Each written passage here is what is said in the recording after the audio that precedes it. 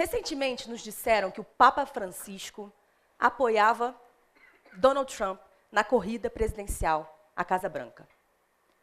Nos disseram também que Barack Obama não era americano.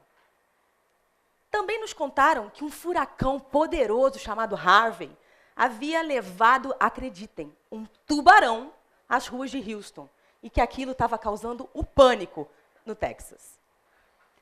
Aqui no Brasil, recentemente nos disseram que um banco havia perdido mais de 20 mil clientes em apenas 48 horas por ter apoiado uma exposição polêmica no sul do Brasil. Nos disseram que o lixo no Rock in Rio desse ano havia sido totalmente dissonante com o discurso pró-natureza, pró-Amazônia, feita no palco do evento.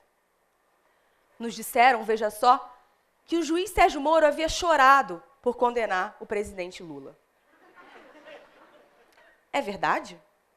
Alguém duvidou disso? Eu duvidei. As 6 informações que eu disse para vocês agora são todas falsas.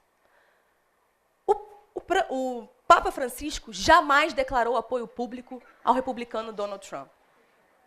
Eis aqui a certidão de nascimento de Barack Obama. Ele é de Honolulu, no Havaí. O tubarão, aquele que causava pânico em Houston, vem de uma revista de turismo, de ciência, publicada muito antes do Harvey chegar no sul dos Estados Unidos. No Brasil, meus amigos, cresce exponencialmente o número de clientes daquele banco. Pelo menos é o que o Banco Central diz em seus dados oficiais. Aquela foto do lixo do Rock in Rio foi tirada, vejam só, em 2013, faz 4 anos. E o Moro não chorou por ter condenado o Lula. Aquela foto ali é de março, 4 meses antes da sentença sobre o ex-presidente. Eu sou uma jornalista. Eu sou uma fact-checker, uma checadora de dados. Eu duvido de tudo, de absolutamente todos. Isso é muito bom. Mas, afinal, fact-checker, o que é isso? Qual a importância disso? E eu queria trazer para vocês o caso dessa senhora, Fabiane de Jesus. Em 2014, a Fabiane de Jesus estava na sua casa, no Guarujá, no São Paulo, quando uma página de Facebook publicou esse retrato falado, com uma legenda. Dizia que essa pessoa aqui estava circulando pela região do Guarujá, sequestrando crianças para praticar magia negra. E o que os vizinhos da Fabiane acharam? Que era ela. Bateram lá na casa dela, arrastaram ela pelos cabelos, pelas ruas do Guarujá, socos e pontapés. Em 2014, meus amigos, o Brasil teve uma morte, traumatismo craniano. Ela morreu vítima de notícia falsa. Aí vocês podem falar assim, mas isso aí é coisa de Brasil, só acontece no Brasil. Eu vou mostrar essa história aqui para vocês. Esse senhor aqui é um professor canadense.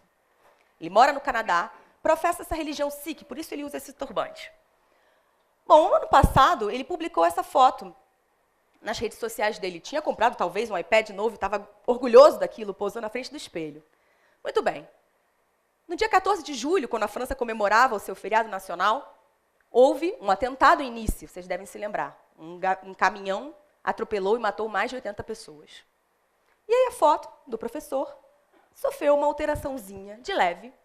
Ele ganhou um colete de bombas, o iPad virou um Corão, e ele imediatamente virou o responsável por aquele atentado terrorista, sem jamais ter pisado na França. Isso pode acontecer, meus amigos, com qualquer um de nós.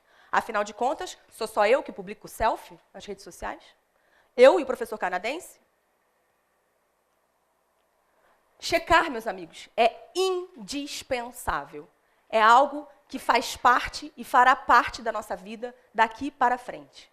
E acreditem, pode ser fácil. Não precisa ser uma fact-checker. Basta ser um cidadão. Recentemente eu recebi essa foto. Como jornalista, me chocou. 2 crianças abraçadinhas, né? Uma foto, enfim, forte, pesada.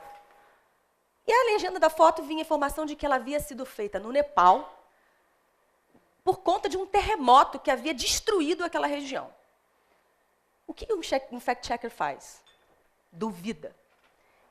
Amigos, em 5 minutos, eu descobri que essa foto não tem absolutamente nada a ver com o Nepal. Que ela estava publicada na internet desde pelo menos maio de 2012. Que ela foi feita no Vietnã e não no Nepal. E que não tinha absolutamente nenhuma relação com o terremoto. As duas crianças, elas estavam, na verdade, com medo da câmera, porque elas nunca tinham visto um fotógrafo. Só que essa foto, assim como chegou no meu WhatsApp e nas minhas redes sociais, chegou na de muitas pessoas. E isso virou uma verdade. Essas crianças, hoje em dia, são conhecidas como as crianças do Nepal pós-terremoto. Queria fazer um teste com vocês agora. Levante a mão e fica com a mão de pé. Quem recebeu um áudio, minutos depois da queda do avião da Chape, dizendo por que o avião da Chape tinha caído, por favor. Fica aí. Agora, pessoas que receberam mensagens dizendo que o WhatsApp passaria a cobrar. Olha! E quem acreditou naquela oferta da Copenhagen? Porque eu sou gordinha, né, gente? Então, assim, na mesma hora, compartilhei. Obrigada pelo teste, gente. Isso são notícias falsas. Mas a mentira sempre existiu. E continuará existindo. A mentira, amigos, elegeu presidentes. A mentira iniciou guerras. A mentira sempre esteve aqui. E o que é de novo? Por que a gente está tão preocupado com a mentira hoje em dia? Porque a gente tem o Mark Zuckerberg. E a gente tem as malditas bolhas. Aqueles espaços nas redes sociais em que nós dialogamos apenas com aqueles em que aquelas pessoas que nós nos damos bem já antes. São aquelas pessoas que compartilham das nossas opiniões, dos nossos gostos. Nós não colocamos à prova aquilo em que acreditamos. E isso é muito arriscado. Sabe por quê? Porque a isso se soma, gente, muito dinheiro. Muito, muito dinheiro. Veles é uma cidade na Macedônia. Imagino que poucos de vocês tenham ouvido falar disso. Poços de Caldas, acho que a maioria já ouviu falar. O que elas têm em comum? Viraram polos mundiais de fabricação de notícias falsas. Nas duas cidades, existem grupos de jovens desempregados e com farto conhecimento tecnológico capazes de construir páginas e criar notícias com títulos para lá de escabrosos e faturar alto com os banners que conseguem aplicar nessas páginas. Em Poços de Caldas, por exemplo, há um levantamento de que esses grupos chegaram a mover R$150 mil em apenas um mês. Vale a pena, minha gente, economicamente, fazer notícia falsa. E aí, a gente tem eleições no ano que vem. E a gente vai ter a eleição de sempre, com mentira, com exagero e com contradição. E a gente vai ter isso tudo ampliado à máxima potência dentro do universo das redes sociais. A mentira sempre esteve ligada à política. Lembrando, assim, alguma coisa lá de fora. Nos anos 70, alguns aqui talvez se lembrem, alguns talvez tenham estudado isso, Nixon negava que havia guerra no Vietnã. Acreditem, ele negava. Nos anos 80, o Reagan negava que os Estados Unidos apoiavam, de alguma forma, o movimento nicaragüense dos Contra. Teve que reconhecer a mentira pouco depois. E o Clinton, acho que a maioria já se lembra, negou veementemente um caso com a Mônica Lewinsky, sua estagiária. Quase teve um impeachment por conta disso. Na Europa não é diferente. Não é um problema da América. Em 11 de março de 2004, Madrid parou, quando umas bombas explodiram e mataram centenas de pessoas. Faltavam poucos dias para as eleições presidenciais, as eleições para presidente de governo daquele país. E o presidente, então, José María Aznar, optou politicamente por dizer que aquilo havia sido uma atuação dos terroristas bascos, sabendo perfeitamente que havia sido uma ação da Al-Qaeda. E as mulheres? As mulheres também mentem, claro. Cristina Kirchner, na Argentina, repetiu diversas vezes que, bem, a Argentina tem a menor dívida do mundo. Mentira. Angela Merkel, na Alemanha, mente. Michelle Bachelet, no Chile, mente. Não tem nada a ver com sexo, a mentira. Não tem a ver com partido, não tem a ver com país. No Brasil, lógico, não vai ser diferente. Também não tem a ver com ser democrático ou não. Médici nos dizia que não havia tortura durante a ditadura militar brasileira. Figueiredo ocultou tudo o que pôde sobre o atentado, o ataque no Rio Centro.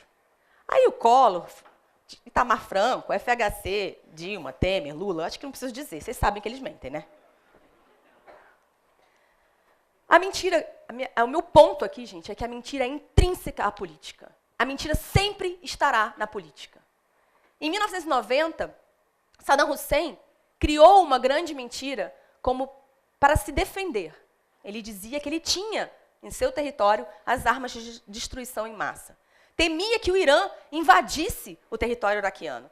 E, para parecer poderoso, inventou essa mentira. O que aconteceu? O Bush, filho, usou essa mentira contra ele e ele acabou morrendo de quê? Notícia falsa. Bom, meus amigos, eu sou diretora da agência Lupa. É a primeira agência de fact-checking no Brasil.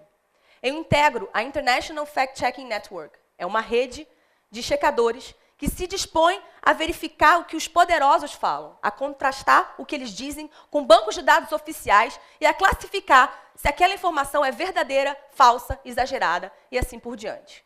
Diariamente, eu estou em dúvida. O meu objetivo hoje aqui é botar a dúvida na cabeça de vocês. E eu queria começar com algumas dicas bem breves sobre como duvidar, porque às vezes as pessoas podem ter dúvidas sobre como duvidar. Meus amigos, uma frase dita por um político sem fonte não é para levar a sério. Assim é muito fácil manipular as pessoas. Não acreditem no político que diz que A causa B, porque essa relação causal idiota, ela não acontece em nenhuma situação da nossa vida. Pensem bem. Terceiro, cuidado com os números absolutos e os números relativos. Às vezes alguma coisa sim cresceu 100%, mas foi de 1 para 2 e continua sendo totalmente irrelevante.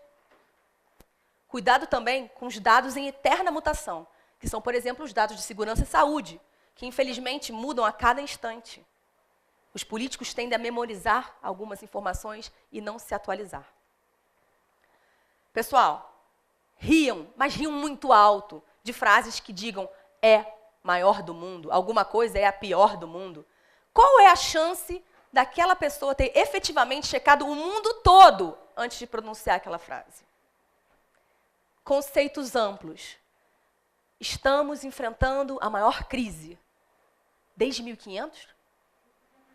Crise? Crise é o quê? É o dólar? É o desemprego? É a fome? É a miséria?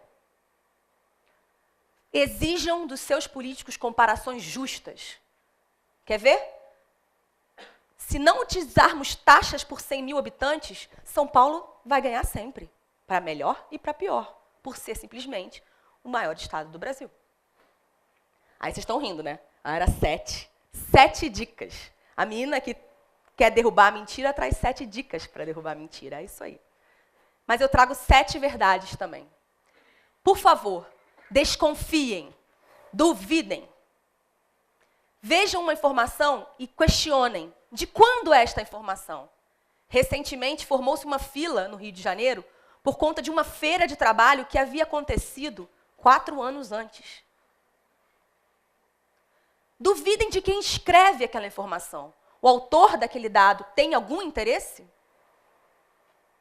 Duvidem também, passem um olho rápido na URL, aquele www.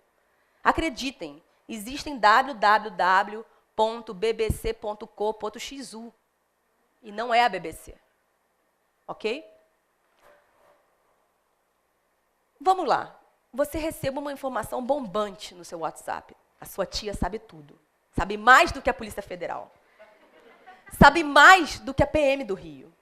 Que tal você verificar se a sua tia está bem informada? Dê uma chance. É muito, muito pouco provável que a sua tia saiba sobre uma greve da PM antes do que todos os portais de notícia do Rio de Janeiro. Duvide da sua tia. Na dúvida, meus amigos, não compartilhem. Façam isso de forma consciente. E exijam isso daqueles que estão lá. Eu imagino que todos vocês têm aqueles grupos de WhatsApp insuportáveis. Façam isso. Digam a eles, por favor, não compartilhe se você não tem certeza. Porque informação falsa, minha gente, mata. Eu queria hoje convidá-los a levar adiante esses 7 pontos, pelo simples motivo de que nós, brasileiros, nos reunimos para torcer para o futebol, para assistir show de rock ou lamberóbica, o que você quiser, para rezar a religião que for, inclusive num lindo sábado de sol para escutar o TEDx da Cris Tardáguila. Por que a gente não se junta para exigir a verdade daqueles que vão nos comandar? Nós precisamos, meus amigos, de um verdadeiro exército de checadores. Muito obrigada.